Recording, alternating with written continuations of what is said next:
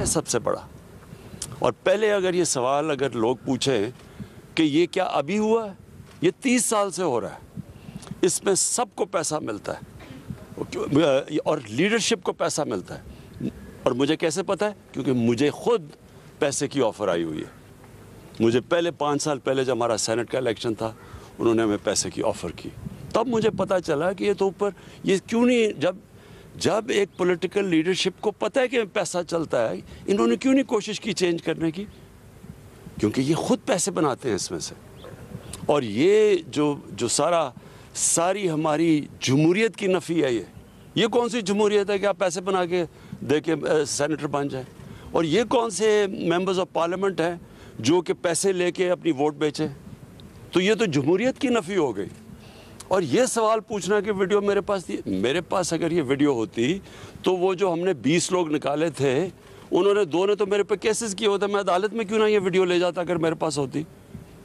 हमारा वकील जो 2 साल से जब जा रहा है अदालत में, तो वो वीडियो दिखा देता, केस ही ख़त्म हो जाता अगर मेरे पास ये होती पहले। सवाल ये नहीं है, फिर से मैं कहता हूँ, इन लोगों ने ये चोर जो अपने आप को सियासतदान कहते हैं, ये जो पीडीएम के अंदर ये जो सारी अपनी चोरी बचाने के लिए यूनियन बनी हुई है, इन सारों से सवाल ये पूछना चाहिए कि जब आपको पता था 30 साल से, तो मैं तो बाद में आया हूँ, 30 साल से आपकी पार्टी पावर में है, क्यों नहीं आपने इसको रोकने की कोशिश की? प्राइम मिनिस्टर साहब ये बताइएगा कि आप अभी आपने आप चीज़ों को छुपाने पे बिलीव नहीं करते, सारी रिपोर्टें आप मंजर पे ले आते हैं। ये आप कई दफ़ा फरमा चुके हैं, कह चुके हैं कि मुझे ऑफ़र हुई थी माजी में, तो आज ये बता दें कि वो ऑफ़र किसने की थी, कौन सी सियासी जमात थी, कौन सा फ़र्द था, ताकि उसका भी चेहरा सबके सामने आ जाए जो आपके पास गया और पैसे लेके ऑफ़र की कि सेनेट की सीटें बेची जा सकती हैं, खरीदी जा सकती हैं। मुझे एक आदमी ने ऑफ़र नहीं की, कई लोगों ने ऑफ़र्स भिजवाई कि अगर आप हमें इस सेनेट की सीट दे दें तो कहीं हम इतना पैसा देने के लिए तैयार हैं, आप शौकत खान हमें दे दें, इस तरह की ऑफ़र्स होती है। अच्छा, एक मिनट सुन ले, देखें, एक ने नहीं दी, कईयों ने दी है। और ये मुझे नहीं मिलती, मेरे और लोगों को जो और मेरे मसलन जो समझते हैं ना पार्लियामेंट्री बोर्ड में है, उनको भी लोग पैसे ऑफ़र करते हैं कि जनाब अगर सेनेटर बना देती थी। इस वक्त बलूचिस्तान में एक सेनेटर बनने का जो रेट जा रहा है 50 करोड़ से 70 करोड़ पे जा रहा है, कि एक सेनेटर बनने के लिए तकरीबन 50 से 70 करोड़ रुपए वो खर्च करेंगे बनने के लिए। तो मुझे बताएं कि उन्होंने क्या बलूचिस्तान की, वो जो इतना पैसा खर्च करेगा वो कोई हातम ताई तो नहीं है, वो आके पैसा बनाएगा। तो पैसा किससे बनाएगा? पाकिस्तानी अवाम की खाल खींचेगा, पाकिस्तान का खून चूसेगा, इस तरह ही पैसा। कोई वो 70 करोड़ रुपया, कोई 50 करोड़ रुपया ऐसे तो नहीं खर्च करता। प्राइम मिनिस्टर साहब ये बताइएगा, प्राइम मिनिस्टर साहब ये बताइएगा, अभी आपने जिस कादिर ने वीडियो का जिक्र किया सर, ये इसमें जो जिन्होंने पैसा लिया, जिन्होंने दिया, वो तो सामने आ गए। इसके नतीजे में जो सेनेटर्स मुंतखब हुए, आपने तो कल कार्रवाई की और अपने वज़ीर कानून को आपने हटा दिया, लेकिन इसके नतीजे में जो सेनेटर्स मुंतखब हुए, आपको नहीं लगता कि इलेक्शन कमीशन को उनके खिलाफ आर्टिकल 62-63 की कार्रवाई करनी चाहिए? और साथ ही सर, इस वीडियो के आने के बाद मौलाना फजलुर रहमान ने आपको उनसे सियासत सीखने का मशवरा दिया, इस पर भी कमेंट करते सर। देखें, इसमें जो ये इनकी जो लीडरशिप है दोनों मेन पार्टीज़ की और फजलुर रहमान, ये सबको पता है कि पैसा चलता है। और फजलुर रहमान तो सबसे ज़्यादा पैसा बनाया इसने। इसकी पार्टी में तो वो सेनेटर बन गए जो JUI में नहीं थे, वो बाहर से आके सेनेटर बन जाते हैं। कैसे बनते हैं? सवाल तो इनके ऊपर करना चाहिए। और देखें, इस वक्त सबसे इम्पोर्टेंट चीज़ क्या है? सेनेट इलेक्शन आ रहा है। अब क्या हमें जब पता है कि ये पैसे की पूरी एक सियासतदानों की मंडी लगी हुई है, रेट्स फिक्स हो रहे हैं, तो क्या हमने इसी सिस्टम के तहत इलेक्शन करवाना है? जब ये दोनों पार्टीज़ ने चार्टर ऑफ डेमोक्रेसी में वाज़े कहा था, इनके चार्टर में लिखा हुआ है कि ओपन बैलेट होनी चाहिए। पिछली बारी ये नून लीग ने बार कहा कि जब ओपन बैलेट होना चाहिए, मैंने तायद की नून लीग के हाँ जी ओपन बैलेट होना चाहिए। आज ये क्यों पीछे हट गए हैं? मैं तो ये सवाल पूछ रहा हूँ। जब पता है अब असल इशू ये है, सेनेट इलेक्शन बाद में तो तफ्तीश करते रहें, इशू ये है कि क्या सेनेट इलेक्शन हमने इसी करप्ट सिस्टम के ज़रिए लड़ना है या ट्रांसपेरेंसी लेके आनी, ये सारा इशू है बस। अच्छा प्राइम मिनिस्टर साहब, पाकिस्तान एक ज़रूरी मुल्क है और हमने देखा है कि कल भी कैबिनेट ने गंदम और चीनी इंपोर्ट करने की बात की है और उसकी इजाज़त भी दी है। ज़रूरी मुल्क होने के बावजूद हम चीज़ें इंपोर्ट कर रहे हैं खाने पीने की।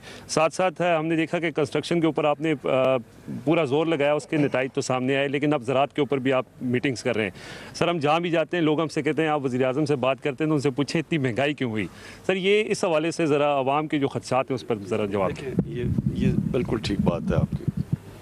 महंगाई की सबसे बड़ी वजह क्या है?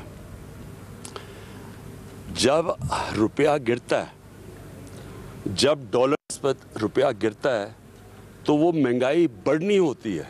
क्यों? सारी चीज़ें जो बाहर से आप आती हैं वो महंगी हो जाती हैं।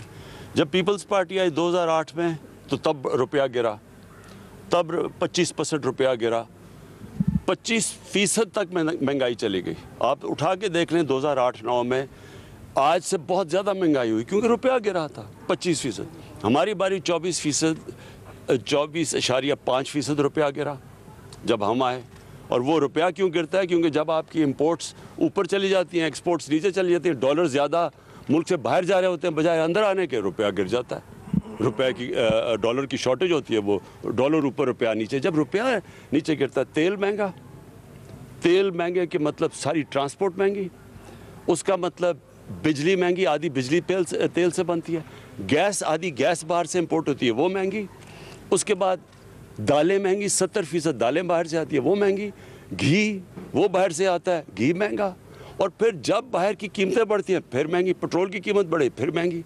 यानी जो महंगाई है, अगर आपका आज अल्लाह करे हमारी एक्सपोर्ट्स बढ़नी शुरू हो जाएं, जो बढ़नी शुरू हो गई हैं, और हम इंपोर्ट्स से ज़्यादा एक्सपोर्ट शुरू कर दें तो हमारा रुपया मजबूत होगा, महंगाई कम हो जाएगी। सो ये याद रखें कि ये सबसे बड़ी वजह। दूसरी वजह बदकिस्मती से ये थी कि हमारी 2 बारिशें मौसम की तब्दीली की वजह से गलत टाइम पे आ गई।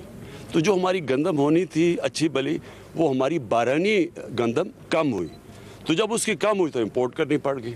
अच्छा खान साहब, एक तो वीडियो आने से आपके मौक़िफ़ की तायीद हो गई कि जो हॉर्स ट्रेडिंग है वो होती है, साथ साथ जो है अपोजिशन जो है वो कहती है कि आपके जो अरकान असम्बली हैं वो इंटैक्ट नहीं है, इसलिए आप लोग जो है ओपन बैलेट से इंतखाब करना चाहते हैं। सेकेंडली लॉ मिनिस्टर को सैक कर दिया, जो बाकी लोगों के नाम आ रहे हैं जिस तरह परवेज़ खटक साहब, और कहा गया कि वहाँ पर स्पीकर हाउस के अंदर सारा मामला हुआ, तो उनके खिलाफ भी कोई कार्रवाई का प्लान है? ये उनका क्लेम है, उन्होंने पैसे लिए वो क्लेम। जी देखिए, सबसे बड़ी चीज़ क्या है कि जी हमारे मेंबर जा रहे हैं या नहीं जा रहे हैं, ये इशू नहीं है। मैं 5 साल पहले तो मेरे मेंबर आ नहीं जा रहे थे, मैं तो 5 साल से लगा हुआ ओपन बैलेट की। मैं तो जब ये नून लीग ने कहा कि ओपन बैलेट होनी चाहिए, मैंने तो तब तायद की इनकी। तो ये तो अब से नहीं मैं कह रहा, जब सबको पता है कि सेनेट के इलेक्शन की वोट 30 साल से सबको पता है कि वोट बिकती है। मेरा सवाल ये है कि इन्होंने क्यों नहीं चेंज करने की कोशिश की। और फिर ये जो कहना कि हमारे मेंबर जा रहे हैं या नहीं जा रहे हैं, ये याद रखें गवर्नमेंट के लिए ज़्यादा आसान है। हमारे लिए अपनी जितने हमारी सीटें हैं उनसे ज़्यादा हम ले सकते हैं, क्योंकि गवर्नमेंट के पास पावर होती है। इसलिए तो गवर्नमेंट में आके कोई बदलता नहीं है, बाहर कहता है, गवर्नमेंट में आके नहीं करते। हम गवर्नमेंट में बैठ के कह रहे हैं कि ये ओपन बैलेट होनी चाहिए, जबकि मैं आज आपको कह रहा हूँ कि यही लोग रोएंगे जबकि देखें जी तहरीक इंसाफ की सीट से ज़्यादा मिल गए हमें सेनेटर्स, ये लोग रोएंगे। अभी मैं आपको कह रहा हूँ क्योंकि हम ज़्यादा सीटें ले सकते हैं। हम एक मुल्क में चेंज लेके आ रहे हैं कि जब करप्शन ऊपर से शुरू होती है, जब आपकी पॉलिटिकल लीडरशिप करप्ट होगी, तो क्या थानेदार और पटवारी ठीक हो जाएगा? सर, लाइटर मूड के अंदर सियासी बातें हो गई। आपके सियासी फॉलोअर्स के अलावा क्रिकेट के फॉलोअर्स भी बहुत हैं। 18 साल बाद साउथ अफ्रीका को हमने रावलपिंडी में सर शिकस्त दी। टीम पूरा साल बहुत सारी क्रिकेट उससे खेलनी है। सर कुछ तवज्जो दे रहे हैं सर, मईशत के ऊपर भी आपको अपडेट्स मिलती होंगी, क्रिकेट के ऊपर भी अपडेट्स मिलती होंगी, तो क्या समझ रहे हैं कि सर बेहतरी की तरफ हम जा रहे हैं? पूरा साल पाकिस्तान के अंदर सबसे ज़्यादा क्रिकेट है, इट्स अचीवमेंट। देखिए, सच आपको बताऊं तो मुझे क्रिकेट के ऊपर कोई ज़्यादा टाइम नहीं, बल्कि मैंने मैच भी नहीं देखा। मुबारक तो टीम को देता हूं, लेकिन मुझे मैच देखने का मौका नहीं मिला। लेकिन मैं आपको एक चीज़ कहना चाहता हूँ, जो बुनियादी स्ट्रक्चर है पाकिस्तान क्रिकेट का वो ठीक कर लिया। जो मैं बड़ी देर से कह रहा था कि इलाकाई क्रिकेट होनी चाहिए, ये ठीक हो गई। अब इसमें से वो पाकिस्तानी टीमें बनेंगी जो कि वर्ल्ड बीटर्स होंगी। अभी तक हम अच्छी टीम है, हम वर्ल्ड बीटिंग टीम नहीं बन सके अभी तक। उसकी वजह ये है कि हमारा जो बुनियादी क्रिकेट स्ट्रक्चर था वो गलत था। हिंदुस्तान ने अपना स्ट्रक्चर ठीक कर लिया है, हिंदुस्तान एक दुनिया की बेहतरीन टीम बनती जा रही है। हमारा स्ट्रक्चर क्योंकि ठीक नहीं है, हमारा टैलेंट ज़्यादा है, मेरे हिंदुस्तान से बहुत ज़्यादा टैलेंट है यहाँ, लेकिन हम जो हमें जिस तरह की परफॉर्मेंस देनी चाहिए वो हम नहीं दे सकते। तो असल चीज़ ये है कि जो बुनियादी स्ट्रक्चर है वो ठीक करें, वो इन्होंने ठीक कर लिया। अब इसके ऊपर बिल्ड करेंगे, थोड़ा टाइम लगता है, जो टैलेंट पॉलिश होने में 2-3 साल लगते हैं, लेकिन इंशाल्लाह हमारी टीम वर्ल्ड बीटिंग। वज़ीर-ए-आज़म इमरान खान मीडिया से बातचीत कर रहे थे। उनकी जानिब से कहा गया कि याद रखें, अगर ओपन बैलेटिंग ना हुई तो अपोजिशन वाले रोएंगे। सेक्रेटरीट वोटिंग के तहत हुकूमत को अपोजिशन से ज़्यादा सीटें मिल सकती हैं।